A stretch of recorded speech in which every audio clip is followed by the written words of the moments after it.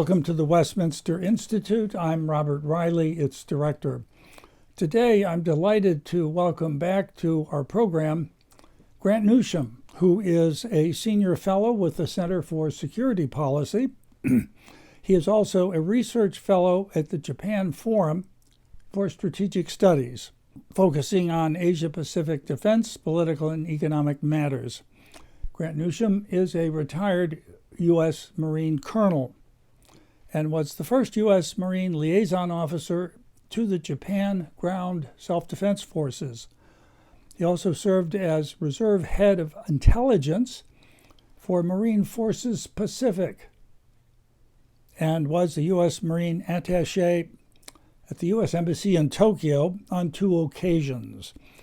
Grant Newsham has more than over 20 years' experience in Japan and elsewhere in Asia. He's also the author of a bestseller about which we had a program with him titled When China Attacks, A Warning to America, a bestseller published by Regnery. Today we're going to talk about, are we ready for China and the other prospective enemy militaries that we may face, perhaps including Russia, North Korea, Iran. But the big one is, are we ready for China? And has the issue of wokeness weakened the U.S. military? We can look at that topic within the broader context of overall military readiness of the United States as compared to our most likely enemies. Grant, welcome back to the program. It's good to have you here. I'm glad to be here. Thank you very much. He's a target of opportunity since he spends most of his time in Asia. So this is wonderful to have you in our reading room studio. Yes, I'm glad to be here. So, Grant, this is an enormous topic. We could, of course, because of your extensive experience in China, in Asia, we can perhaps begin with that rather pointed question, are we ready for China, militarily speaking? It depends. There would be a huge problem for us if China picks its spot, picks its time, and goes after us. We just might lose. And by that, what I'm thinking of is a scenario, an incident in the South China Sea, where you're well within range of China's land-based missiles, all of the weaponry that they can deploy from there. And they've got us overmatched and overpowered, actually, in certain scenarios. So you could find yourself, say, for example, if you're an American destroyer skipper, you're in the South China Sea, and suddenly you've got 12 anti-ship missiles coming at you, supersonic speed. What are you going to do? You've got about 12 seconds to respond, and there isn't much you can do. But the Chinese have built up a military in the last 20 years that has been intended for one purpose only, and that is to defeat the United States, to defeat the U.S. military. So they've actually built up a force that is going to come after us. That's what it's intended for. And for now, in certain circumstances, they could probably defeat us, and we're not ready for that. But the farther away you get from China, away from the Chinese mainland, the harder it gets for the Chinese to project power. So say 1,000, 1,500 miles away from the mainland, then we still have a huge advantage over the Chinese. But as I said, they have built up a military that is formidable. Their navy is much bigger than ours now. Their air force is getting better. They've realized they had a huge problem with their army, their ground forces, so they shrunk it and turned it into something that is trying to be more mobile and able to conduct combined arms operations. It used to be a very heavy, ponderous force, and actually the Chinese army actually used to be largely as a business enterprise until about 2000 or so. But they've tried to clean it up a bit. But the point is that by now the Chinese military is something that nobody is laughing about anymore. They were laughing for some, say 20 years ago. You'd find the U.S. military would laugh, and experts as well. They used to joke about, in fact, China's prospects for going after Taiwan as a million-man swim. The idea being, well, they would have to swim across the strait. Well, they've got plenty of ships, plenty of transport to get themselves across the strait. And if it came to a fight over Taiwan, I think it would be a very difficult thing for us. I think for a few more years we've still got the ability to cause the Chinese no end of trouble, but the trends are not favorable in terms of where the Chinese are going and where we're going. Well, we want to get to the topic of how our military readiness and effectiveness is affected by the wokeness, the DEI programs, etc., that have been so heavily practiced inside the U.S. military, as well as other U.S. government institutions. But you mentioned the Chinese military, and in that period at which it still could be laughed at, we know there was a great deal of corruption. Just as the Russia's attack on Ukraine revealed the extent of unreadiness, some of which could be attributed to corruption due to the condition in which their vehicles were kept and so forth. They really, the tires were rotten and other such things. That was also true of China, I think, as you pointed out. It was, if you wanted to be a colonel or a flag officer in China, it would cost you so much. And you would pay that amount because you would expect to get it back and more. And when Xi Jinping came into power, he emphasized an anti-corruption program, which, as many people have commented, was used to remove political opponents, more perhaps than it was meant to address corruption, which appeared to be an issue about which the Chinese people were concerned, as much as anyone can rely on polls regarding what does concern them. To what extent has that been cleaned up? And we know the startling disappearances of first the foreign minister of China, and next the defense minister, with no explanations other than something along the line that they have bad headaches or something, you know. So yes. So how do you interpret this kind of thing as a reflection on the state of readiness of the Chinese military? Well, I think the Chinese know the problem, and they have gone about trying to correct it. You never get it quite right. But the Chinese military today is not what it was 20 years ago. It still has problems, but as I said, they've understood their weaknesses, and they've gone about training to fix them, to get better. And we would really be underestimating Chinese capabilities at our own peril. Corruption is, as you said, a huge, huge problem in China, and the Chinese communist leadership knows very well that it was corruption that was one of the big things that brought down the old KMT during the Civil War. The Kuomintang. That's right. Yeah, and they know that's a problem, but it's been very hard for them to clean it up. But they have made some real efforts, and you've only got to be good enough, as I see it. You've only got to have enough success at that. And in terms of the Chinese military, as I said, with the military, you've only got to be good enough to do a certain thing at a certain time at a certain place. And if you think of the war in the Falklands, where the Argentinians just about beat the British, even though the British outclassed them in every respect, but the Argentines almost won because they had a force that could do a certain thing, a certain time, in a certain place. And if it wasn't for Mrs. Thatcher, the Argentinians probably would have seized the Falklands and kept them. So with the Chinese military, they still have problems, and the Chinese leadership even talks about it. Now, one thing they talk about is the need to be able to operate under combat conditions. And they talk about something called the peace disease, which is a military that hasn't fought a war, a real war, for an awfully long time, and as a result, it's lacking in some of the skills and capabilities that you need. So they still talk about this. So there is a problem in the Chinese military. It's not 10 feet tall, but it is a lot better than it was not long ago, and it probably does have the capability to at least think that it could conduct a successful attack on Taiwan. I mean, the only action I can think of recently was the struggle between Chinese troops on the border with the Indian troops up in the Himalayas.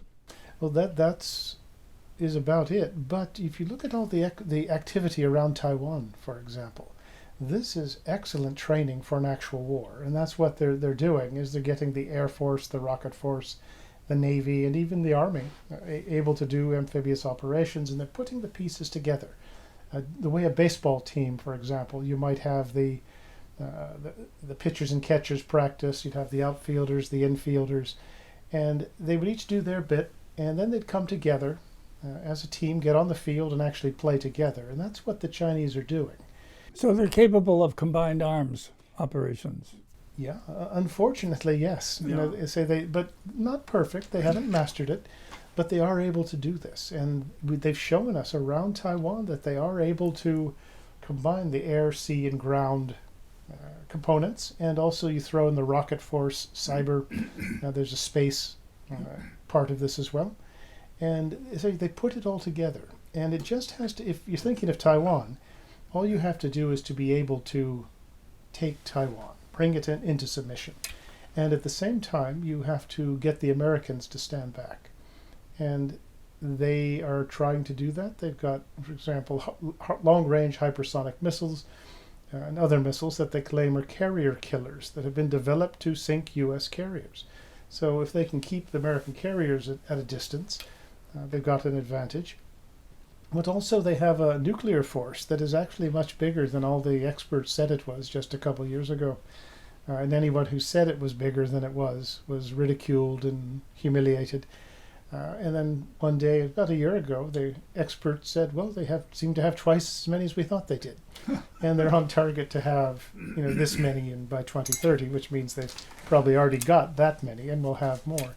But they could throw that in. See, it's all part of a sort of a combined effort if you're going after Taiwan. And part of that is to convince the Americans that it's not worth nuclear war if they were to intercede on Taiwan's behalf.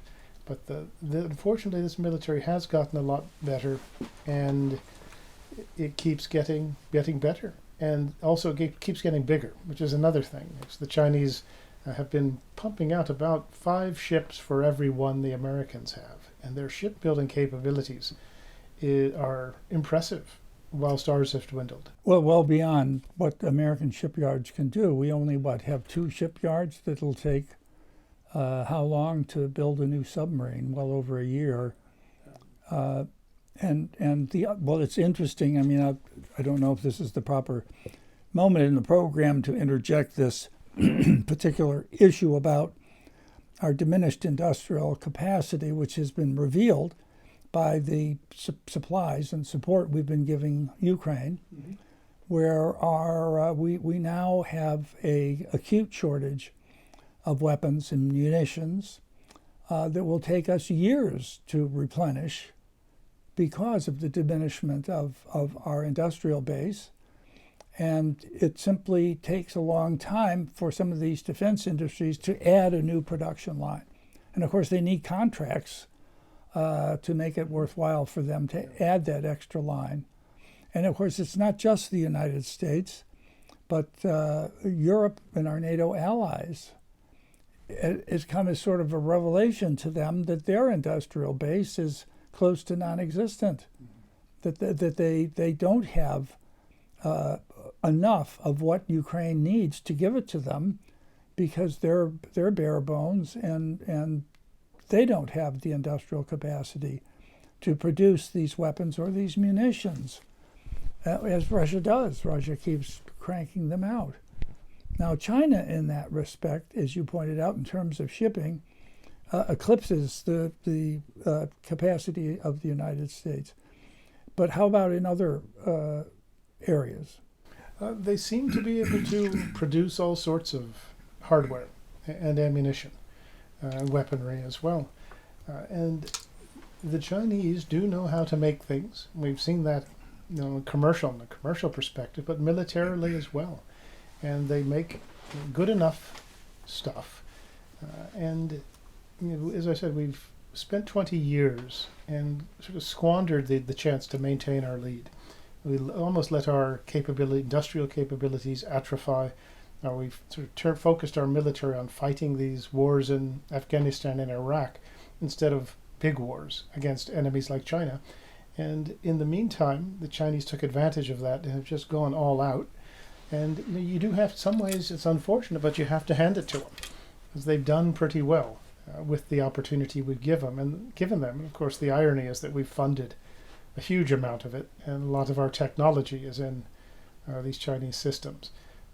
So it's, once again, the game isn't over, and it's not guaranteed that we would lose, but in certain circumstances we would have a very hard time.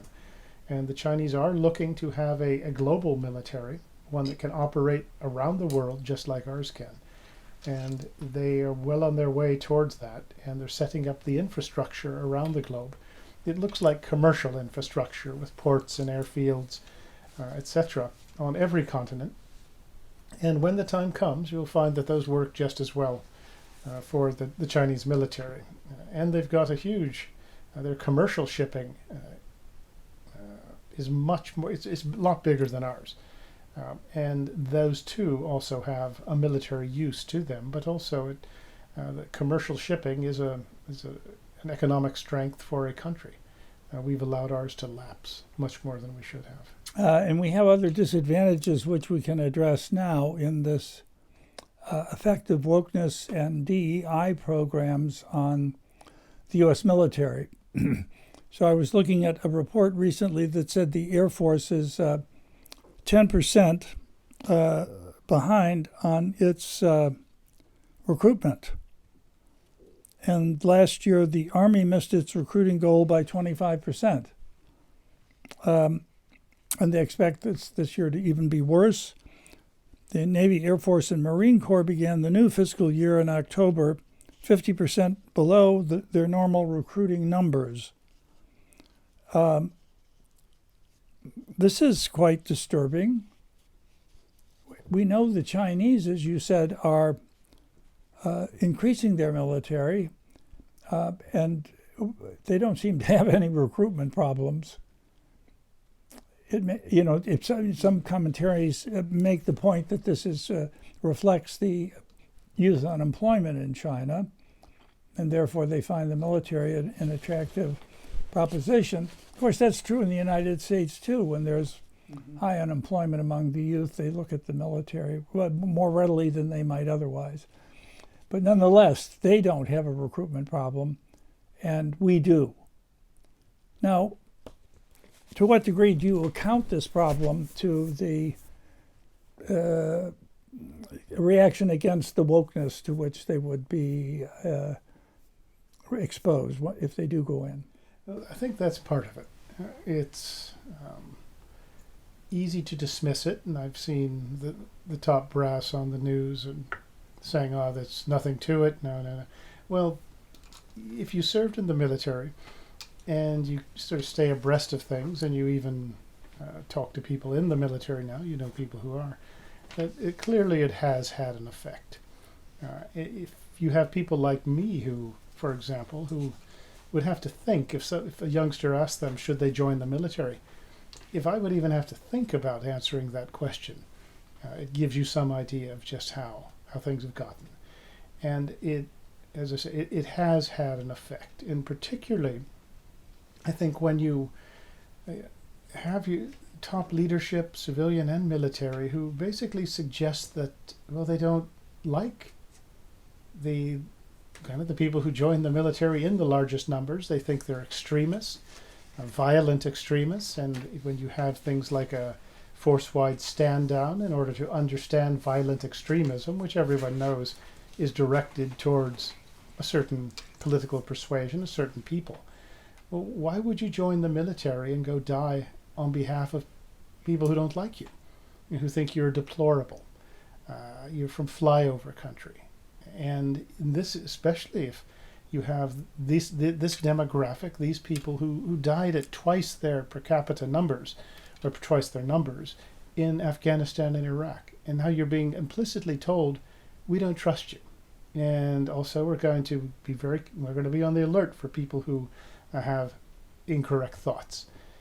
This is something that it'll kill a military just as much as it will any organization, and it's really unfortunate. I think that you had our top leadership a couple of years ago. Remember when this was raised, this idea of violent extremism, and you had the chairman of the Joint Chief of Staff saying, "Well, I want to study about this white rage and this. I got to know what it is." Well, if he's lived his life so that he doesn't understand that he's treated people decently throughout it, he ought not to talk about how others have lived their lives. He should have batted this away instantly and pointed out that the U.S. military is the one organization that is a meritocracy, and it is absolutely colorblind. It provides upward mobility opportunities for any American, and it always has been. And he should have pointed this out and, as I say, batted away these charges. Instead, he was dumbfounded and said, "Yeah, suggested there was something to it, and that he was going to get to the bottom of it." This was just breathtaking to see that happen. And at the time, keep in mind that he also probably had the intelligence reports of what the Russians were going to do in Ukraine.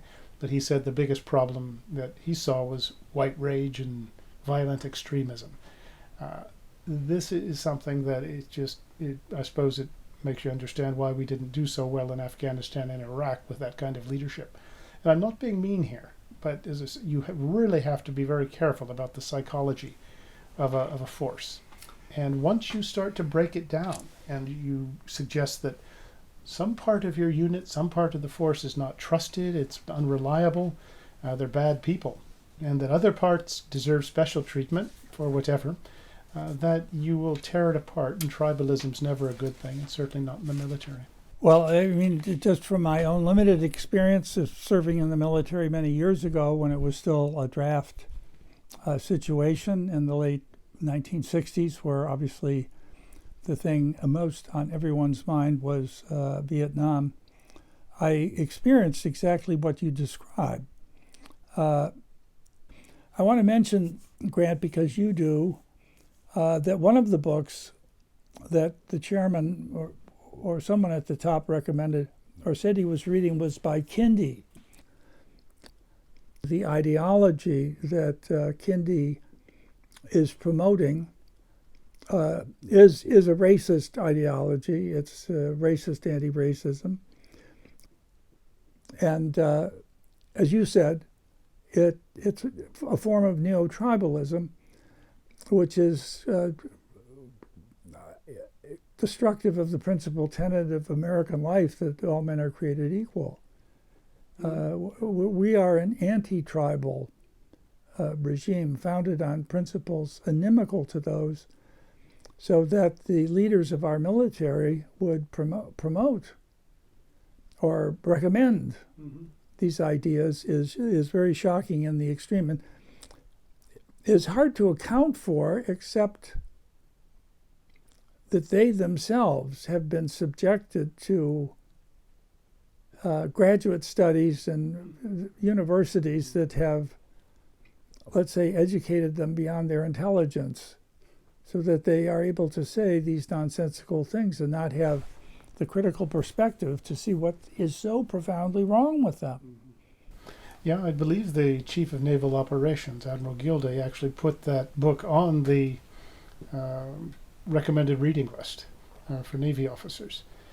And it's really is distressing that these guys didn't, as I say, bat these ideas away, bat these claims away. And if somebody has a charge that the military is racist, that it's unfair, we'll make the case. Let's have some specifics.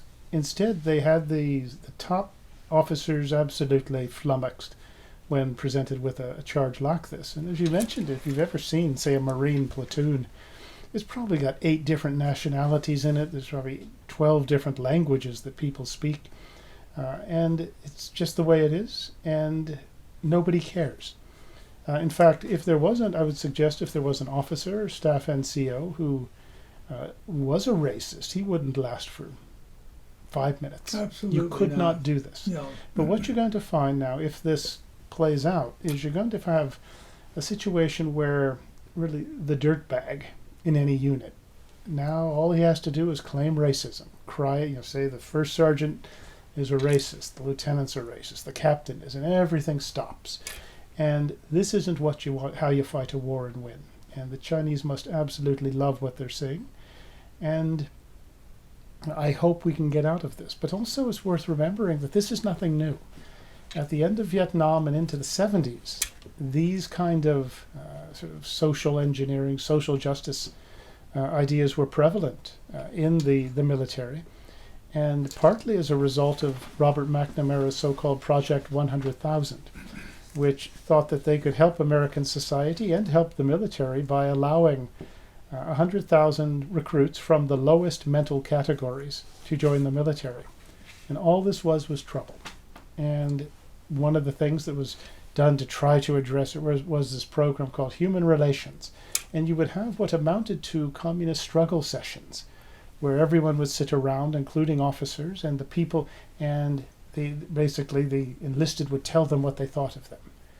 And it was crazy, and it really did break down the military, almost destroyed it. Few people remember it these days. You had gangs, you had race riots, drug dealing was rife, absolute lack of discipline in the military of that time. It's a miracle that it survived, and that was only because some decent officers and NCOs stuck around. And so that when there was a chance to fix it, they were able to do it. And it really didn't really get fixed until Mr. Reagan came around in the early 80s.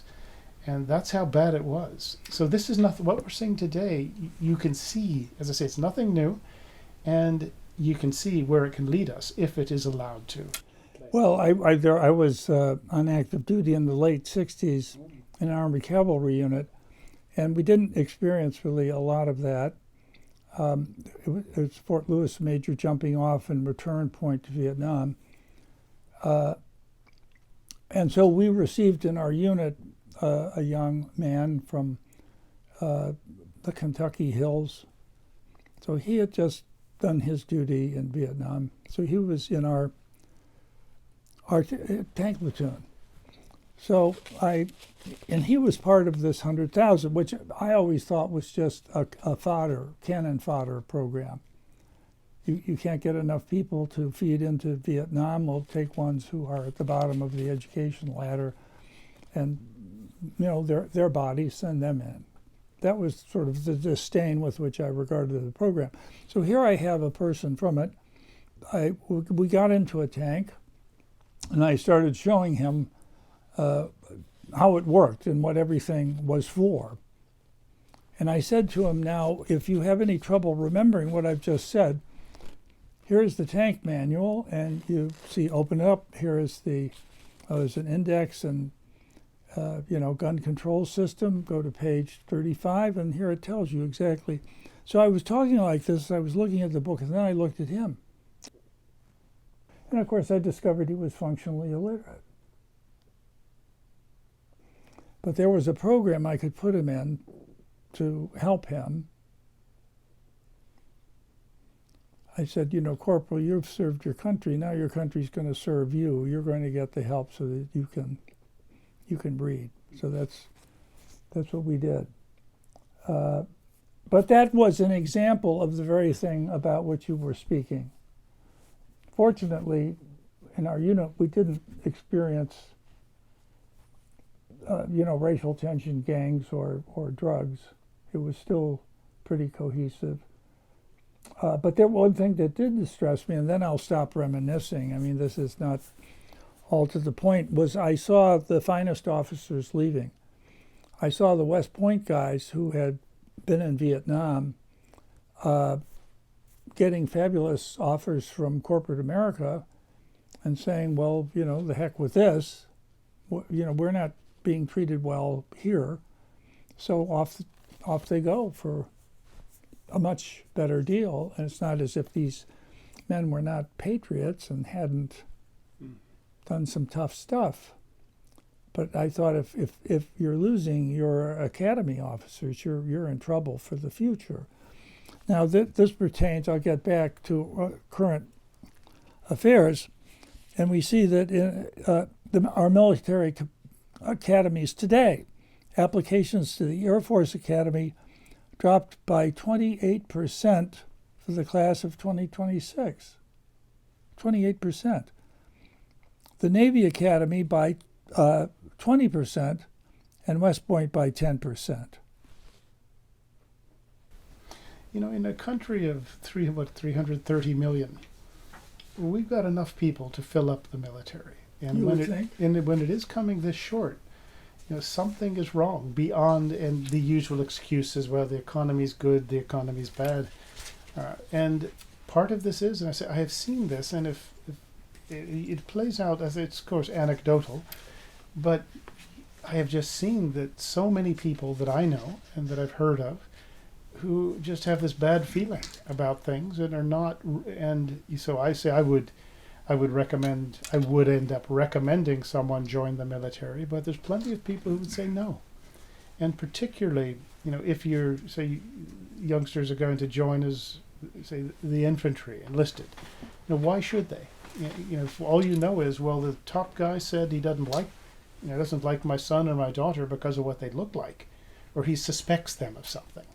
Well, I would probably have them sit out. It would be my thinking. And it's such a delicate thing that one has to be very careful about, that it's really unfortunate that the top dogs blew it like this, and they're not pushing back on this. And they haven't been for a long time. Actually, this is nothing new. In one of the services, I was talking to a young officer just a few years ago, and I told him about the OCS, and I suggested, well, how many people passed? And it's been about 50% when I went to OCS, and he says, well, everybody passes. And I couldn't believe it, unless they got hurt, physically, get injured. And it was just really kind of aghast at it, because particularly when it comes to officers, if people are entrusting their children to their care, they have to know that the officers are the best there is. And by winnowing out about half of a candidate pool, you end up about where you want to be. And I asked a friend about this who follows this stuff, and he says, well, yeah, it was a few years ago. The service got tired of Congress criticizing it for being racist. So they just let basically everyone passes. And he said that they have never had as many double-signed fitness reports, which means when you sign a fitness report twice, it's because you're acknowledging you got a bad fitness report. And he said, I hope too many people didn't get killed because of this. And so this is not something that just happened. It's been in the works for a while. So it's lowered standards. Unfortunately. For political reasons. Unfortunately. And if you're, say, the Chinese, you're going to fight us, or anyone who's going to fight us, what would you rather have? A military where people, are allowed to move along to get places because of what they look like, or people who are actually good at fighting, or the most lethal? Well, we would. The answer is obvious, and we used to joke about the old communist military that had commissars, these political officers who would would watch what the fighters were doing, and we would say, yeah, could you have more of them, please? Because it weakens the ability to fight. And we can talk all we want about how magnificent the U.S. military is, but I'm not so sure we're still there. We are in some ways running off of the momentum of some generations which have come in the past. And it's unfortunate. It's really something has been a psychological breakdown in our leadership. And instead of really standing up for the military and for what it is, as you said, I think it's probably the only government program that has actually done something good in terms of social advancement for everybody. And instead of standing up for that, they allowed themselves to be whipsawed by basically race hustlers and charlatans. And this, the Kindy fellow, he's been in the news recently because the center he stood up, I think it was at Boston University, and the many, many, many millions of dollars he was given for this. There seems to be some small scandals as to where the money actually went and what the center actually produced. As I said, we've seen this sort of thing before. But it's unfortunate, and I think it has hurt our military. Another thing which has hurt is, and it's a little more subtle, is this over a period of time, there's particularly as academia has gone left, and even down into the elementary schools. The military perhaps isn't being presented with the respect it should have, or as a really decent and good career opportunity for a lot of people. Combine that with things like the lack of physical education programs in schools, but also they say the fentanyl assault on America. I think it was about 77,000 Americans died this last 12 months. And it's just gone up and up. Many of these are in that 15 to 44 cohort of people of that age where you would join the military. And that's like taking a couple divisions off the battlefield if you're the Chinese, and all the fentanyl comes from China.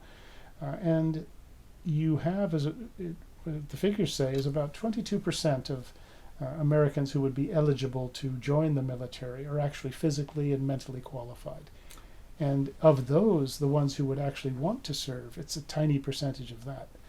And there's been a few things at work, but the latest thing that has gotten the attention, I think, has been this so-called woke assault. And unfortunately, the gentlemen who were, in the driver's seat, they didn't respond to it very well at all. But there's all sorts of excuses for why this has nothing to do with it, etc., etc. Well, get down and talk to the military, talk to the people in the military, and ask them what they think. I mean, if you're, and last thing I'll say is, if you're, say, expected to go die for your country, you're expected to send young men to go die, to give them orders where you know that it's not going to be a happy ending, and you're expected to die. But first of all, actually, that it is an absolute insult for somebody to say, I don't trust you. I think you're a racist. I think you don't have the decency to treat people the way that you'd like to be treated. So we're going to watch you very closely. But now go die for us. And the people saying that, the people pushing those policies, I would imagine that almost none of them have children or relatives in the military. Countries cannot survive this. A military can't survive it. So having, like a lot of people, having watched this over the last couple of years, it's distressing, to say the least, not least because the charges leveled are so wrong and just so false, and the people who should have taken it on didn't. In my experience of observing these trends, I first found that, the American military, of course, a few years back was the most admired institution in the United States, and for good reason. It had standards that had endured for a very long time.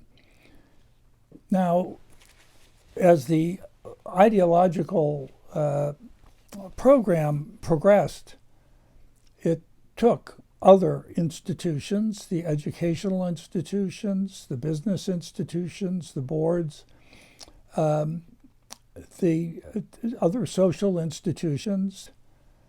As you know, the military, I believe it was under President Clinton, arrived at a kind of compromise that actually seemed fairly reasonable. Don't ask, don't tell.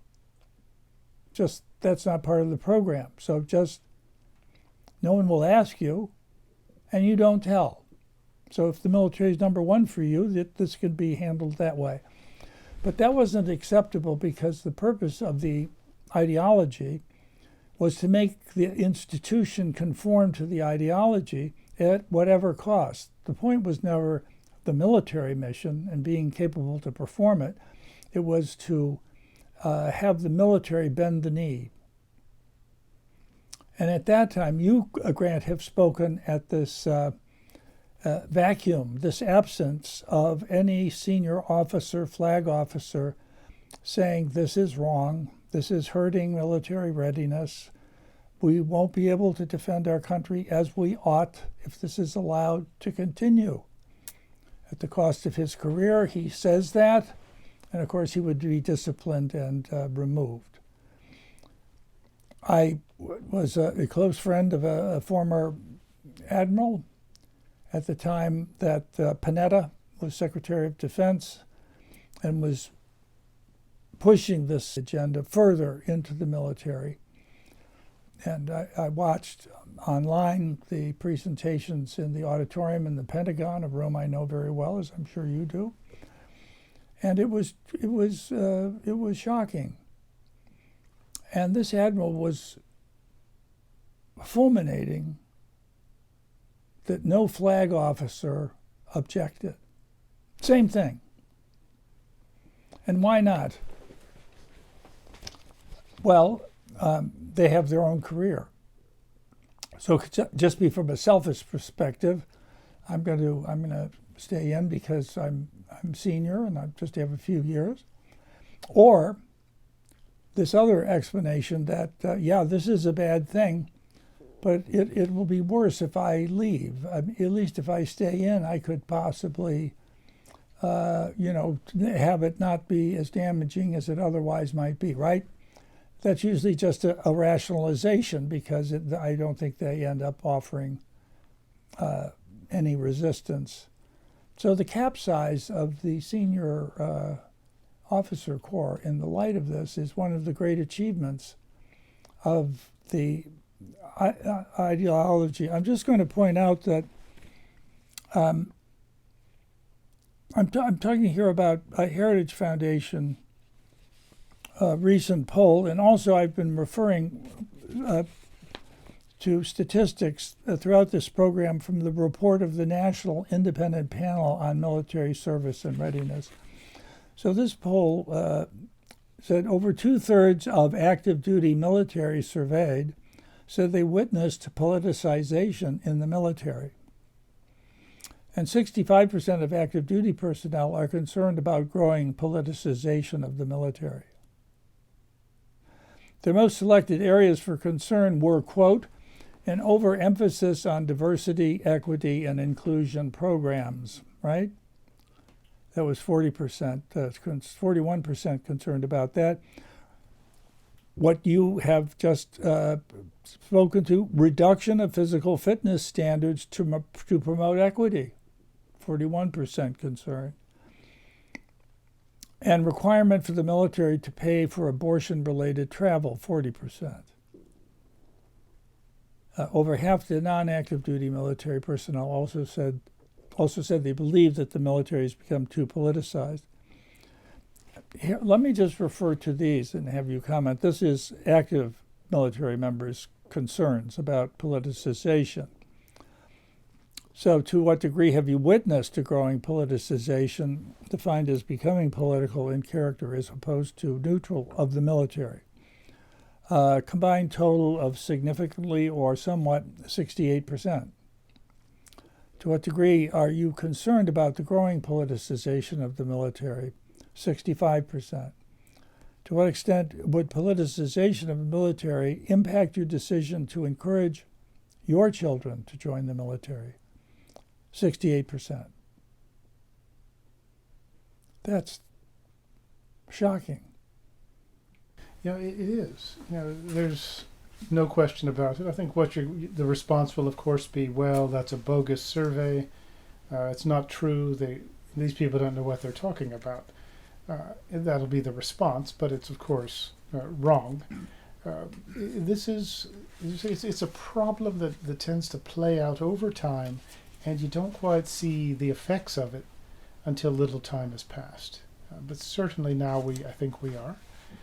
And whether it will continue or not, I don't know. But it's also important, I think, to look at this, if you step back a bit, that the military is one of those pillars of American society, of our system. It's the military, you have the churches, you have the political system, academia, the courts, etc., and the media. And if you can pick these off one by one and sort of get them to sort of buy this notion that America is a bad country, it's evil, it needs to be torn down, needs to become transformed, and so that it's in a way that we won't recognize. And the military is one part of this, just as it was in the old Tsarist Russia, and it is under attack. One may not easily recognize that or understand it, but I think it genuinely is under attack by ideologues who want to bring it to heel. And once you've got that, you look at all the other things you've got a lot of the pieces. And so this isn't just these sort of well-intentioned people who want opportunity and equality for all. Well, if they did, they'd like the military as it was. But there is an intention, I say, to bring the thinking and the leadership and in the military around to where it is in line with what we have seen some of these other institutions that I've mentioned. I couldn't agree more. The military was the last man standing, so they had to affect it. I just want to mention these other issues: poll impacting active military members' trust in the military. So, what are those events that have decreased your trust in the military? Is the question they were asked. Changing of policy to allow unrestricted service by transgender individuals in the military, 80%. The withdrawal from Afghanistan, 71%. Reduction of physical fitness standards to, quote, even the playing field, unquote, 70%. This is one we haven't discussed yet. Focus on climate change as the top national security threat, 70%. Critical race theory, 69%, etc. Embracement of goal to pursue all electric military vehicles, 64%. So I do remember, I forget whether it was the Secretary of Defense or the Chairman of the Joint Chiefs who said the number one national security threat to the United States is climate change. Mm-hmm. The Chinese had to be happy about. Oh, they must look at us with, I think, a mixture of delight and contempt. There's no evidence that this is the biggest threat facing us, and if it is, it's not a military threat. It's a religion, of course, but that's it. When you have officers, the senior officers will go along with that, not say, "Hey, this is stupid," or "This, I disagree with this." Put it that way. That you've really got it. It shows you, I think, the depth of the problem with that, and they. I don't quite know, how we're going to get out of that, but I would note the military does, for all the problems it has, for all the that it's still able to hurt somebody if it wants to. We are still able to cause, for example, the Chinese some considerable problems if they make a move, at least for the next few years. So it does still have plenty of capability, but this doesn't last forever. And if you apply enough pressure over time, you can find yourself where you can't really fight very well. You hear this, whenever I hear, as you touched on, whenever I hear somebody say, well, we need more diversity in the military. Well, as I said, look at a Marine platoon or any platoon that you've got. It's almost more complex than the United Nations. It was always diverse. It always is, and just the nature of things. But it's been accused of not being enough. Therefore, you have to apply affirmative action in the military. And I would love to have our opponents do those sorts of things. So we'll see. We'll see how it plays out. I don't know how much time we will have. But if some of these ideas that they say are so wonderful. Yugoslavia or Rwanda would have had the best military because they're, have plenty of diversity to them. There's far more to it than just looking at skin colors and ethnic backgrounds, etc. Well, you mentioned the contempt with which China would regard this program. Can we, before we run out of time, include the other militaries that are potential battlefield competitors with the United States? And of course, Russia is the one in the news because they're fighting Ukraine, and NATO members are extremely nervous, especially Poland and the Baltic states, about what Russia might do next. Because historically speaking, they have been very active in those countries, which for long periods of time they claimed as their own. Now, what do you think? It seemed the Russian military displayed extraordinary ineptness in their attempted blitzkrieg And what was really surprising, Grant, to me is that they didn't seem to demonstrate any competence at combined arms activities. So as worried as these European countries are, as much so that President Biden sent over 13,500 American troops to sort of reassure them. What is your take on the state of the Russian military vis-a-vis the state of our military? I think the Russian military is not the first one to have stumbled at the beginning of a fight. And then you kind of regroup, catch your breath, and you figure it out. And you get better. And they did that, obviously, in World War II. And so they're not the first one to make mistakes. The United States military, at the beginning of World War II, it was fighting in North Africa. Huge problems. But it learned its lessons, figured it out, and then fought the way they're good at. And the Russians fight a certain way.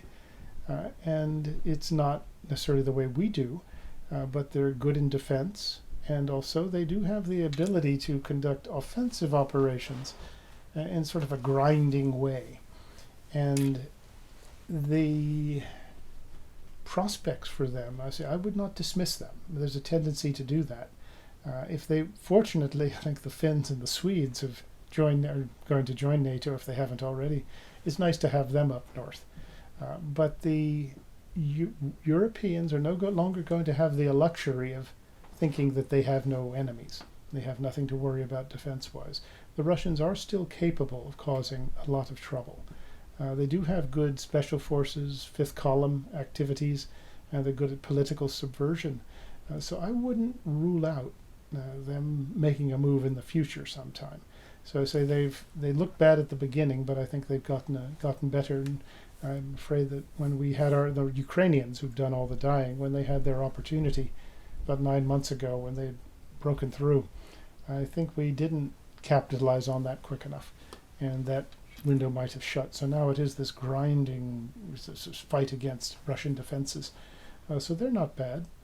So you hesitate. They have their strengths, they have their shortcomings, and if you know what they are and you fight a certain way and you get your enemy to go along with that, or so that he's not willing to do what's necessary to fend you off, you can still be a really potent force. You have to say, pick your spots, pick your times, and stick with your capabilities, what you're good at. And unfortunately, the Russians are intelligent as well. And same, you have the Iranians, the North Koreans as well. They're both, there's things that they can do that would cause their neighbors a lot of trouble. And the North Koreans as well. And unfortunately, again, you do have this, axis of evil. You have the Russians, the Chinese, the North Koreans, the Iranians, and a few other little ones, that they are capable of operating in ways that are mutually supportive. For example, if Taiwan comes under attack, if North Korea does anything, makes a move, that is going to distract a lot of attention, a lot of resources.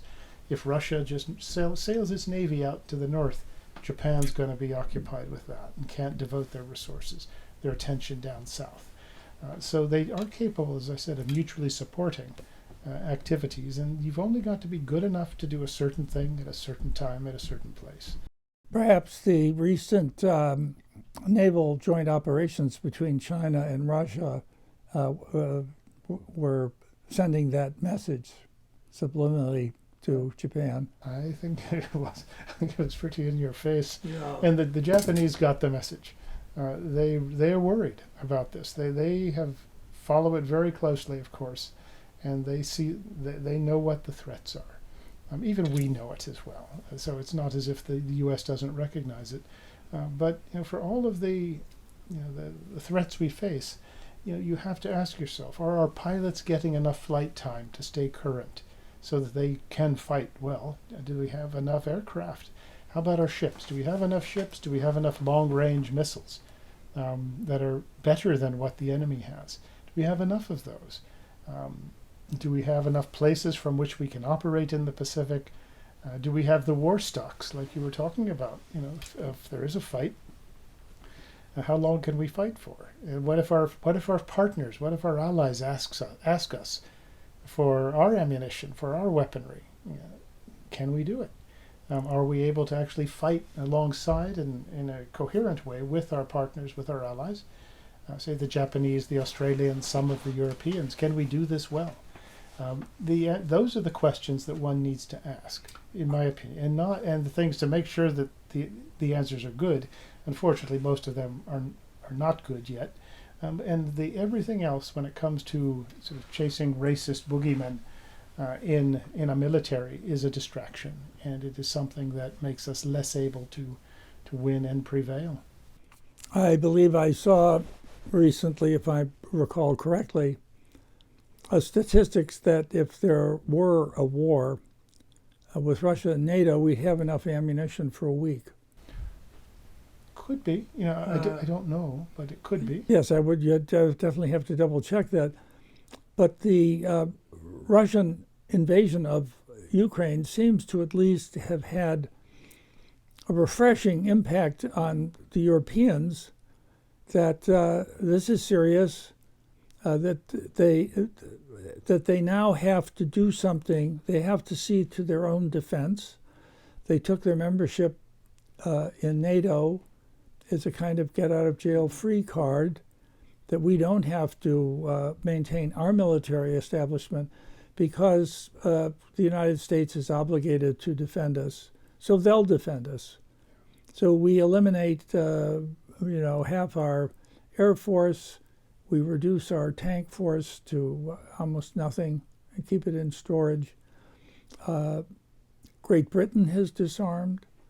It's really shocking when you look at the size of the militaries of our NATO forces, which makes you wonder, why do we need to send 13,500 troops? You have a population larger than the United States. I don't know whether in Germany this will pass from their consciousness in a year's time, or whether they're going to seriously rebuild their military, which used to be very impressive.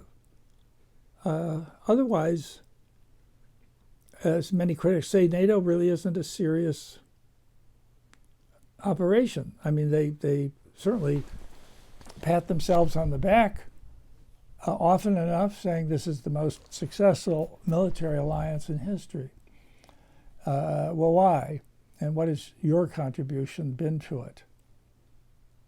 I mean, you mentioned it's good to have Finland in NATO now, because Finland has always taken its own defense seriously, and that's why they performed so brilliantly in the Winter War against the Soviet Union, which was remarkable for that tiny country to bloody Stalin's nose the way they did. The Russians, as you say, learned and went back in there and took part of Finland for themselves as a result. But unless they remilitarize, and unless they increase their industrial base to supply themselves with munitions and weapons, what's left there? Has the shock of Ukraine been sufficient that they're actually going to do something? I don't know. I wouldn't bet a whole lot of money that it's been enough of a shock. I think in parts of Europe I think it's been enough, and they were worried already. The Eastern Europeans, most of them, but I don't know. And it looks like the Germans are wavering in some pretty significant ways now. And as you said, the British military, as professional as it is, my goodness, it has shrunk. You could probably fit the entire British Navy in the tidal basin down in D.C., half joking, but they have reduced their military so much, and that's the British, who are as game as they come, but that reflects Europe pretty much, and I don't know that this is going to be enough of a shock, and I think that they may find that there's more coming from the Russians in the future. The Japanese as well, they've sort of woken up, but I think it's fairer to say they've gotten serious about getting serious. One funny data point is they might have enough air-to-air missiles to put on all of their fighters for one sortie. Oh boy. Patriot missiles, they'd better hope the other side doesn't fire twice. So that they've got an opportunity to excel, but this is something that the free nations often do. allow their defenses to languish, and hopefully we have some time to get things back in order. We are moving, but you wonder where the Henry Kaiser, the industrialist who built the Liberty ships, for example, in World War II, that it was these guys who came along and said, yeah, this is what the country needs, yeah, we'll build them, and they were turning out like one Liberty ship a day or something like that. It was just immense what these guys achieved, and I'm not so sure what we can do today. You like to think that when really pressed, the Americans will come through, as will the other free nations. I haven't given up on the Europeans in general, but hopefully we don't wait too much longer to. I have the production statistics from American industry in World War II, and in those Liberty ships and aircraft carriers and destroyers, etc., of aircraft, of tanks, of other military vehicles, and they are beyond astonishing. We not only provisioned the American military, but provisioned the Soviet Union, without which they would not have had any success against Hitler. And of course, Great Britain and our other allies. It was simply an extraordinary performance. From between the summer of 1940 and the summer of 1945, American shipyards produced 141 aircraft carriers, 8 battleships, 807 cruisers, destroyers, and destroyer escorts, and 203 submarines.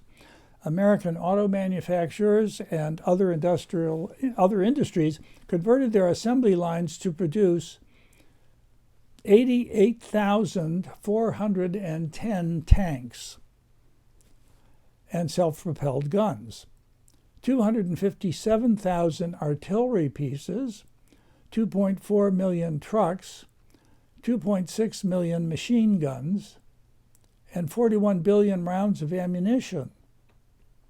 The American aviation industry eventually produced 170 aircraft per day, for a total of 324,750 over the course of the war. Staggering. Oh, I would just say, in addition to that, we couldn't even come close to doing this today. As I think, Grant, we mentioned, our shipyards would take more than a year, or maybe it's 2 years, to turn out more than one submarine. One other adversary, since it's close to Japan, and of course it's not far from Taiwan, and that is North Korea, the nuclear bad boy.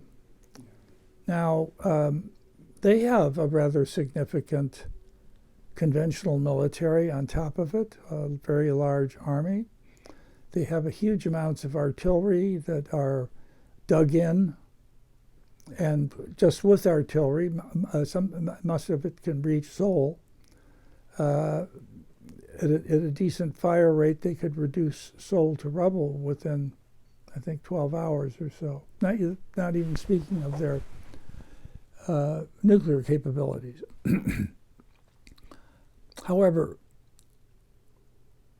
I mean, it's a hermit kingdom. No one knows a great deal about North Korea, except when you have these funny incidents when one of their border guards along the DMZ defects, and those are supposed to be elite troops. And they're given physical examinations, and they find out they're full of worms and vitamin deficiencies and suffering from all kinds of physical deprivations and ills. So how are they going to fight? I mean, if those are elite troops and they're in that kind of physical condition, what would be expected of North Korea? Well, they just have to do a certain thing. And what they are capable of, as you've just said, is they could cause a lot of trouble in South Korea, particularly just going after Seoul. That's the economic and just psychological center of South Korea. If you take that under direct fire, and you've got chaos on the peninsula. And then any sort of a fight, even sort of malnourished, sick people can sometimes fight, cause you more trouble than you would want. And they do have some, as I say, I would not underestimate their offensive capability. I don't know that I doubt they could take the peninsula. They think they could. They genuinely might believe that, but I don't think they could. But that would cause so much trouble that it would be hugely disruptive to everything, to our economies not least, result in tens of thousands of deaths on both sides, but particularly South Korean. And it would be something that would, as I say, distract our attention from other places like Taiwan, other places China could make a move. And the way it works is the Americans still think that the Chinese will help us. The Chinese want to help us rein in North Korea. And that has been the belief for a long, long time.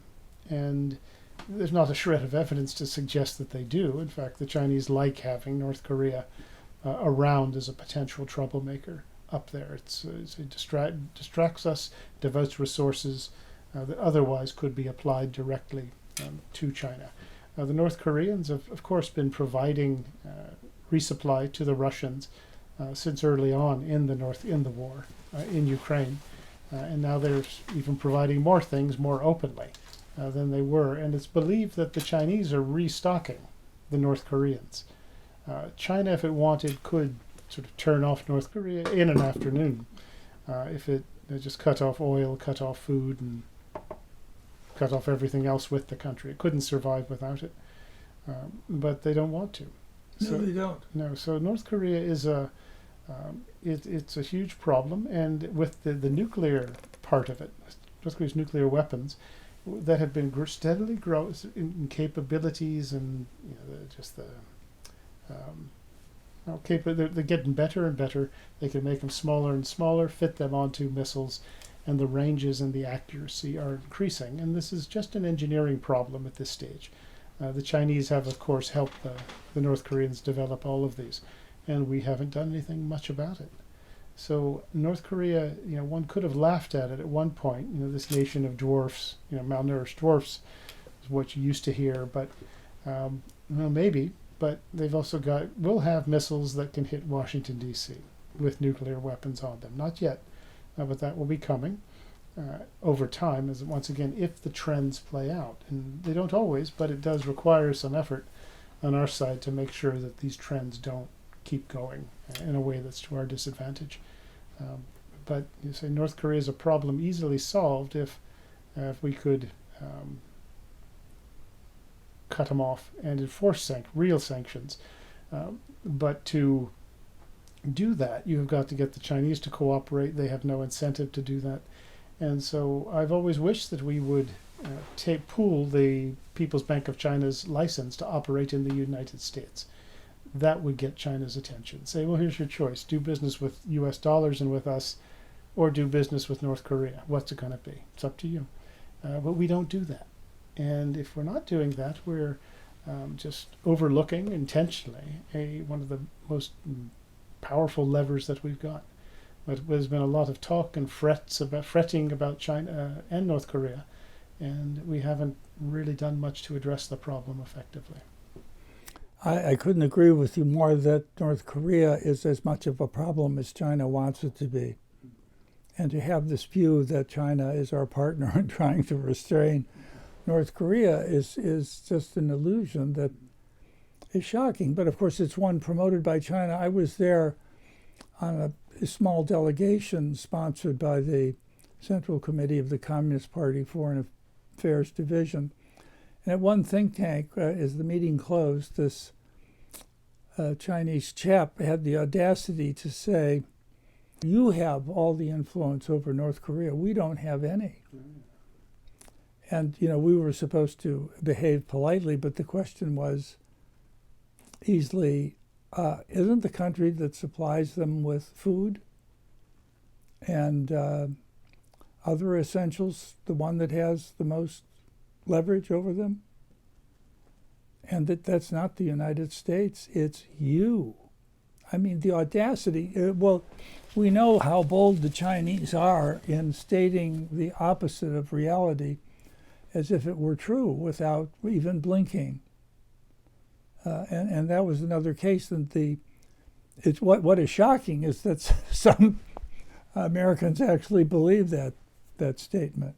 Mm-hmm. Well, I'm afraid we are out of time now, and I would like to greatly express my thanks to Grant Newsham, who is a senior fellow at the Center for Security Policy, for joining me to discuss the topic of the effect of wokeness on the U.S. military and what's its effect on military readiness, especially compared to the most likely enemies the United States is facing or will face. And not surprisingly, we have spent most of our time discussing about the U.S. military vis-a-vis the Chinese and secondarily the Russians. I want to thank Colonel Newsham for coming and you for watching.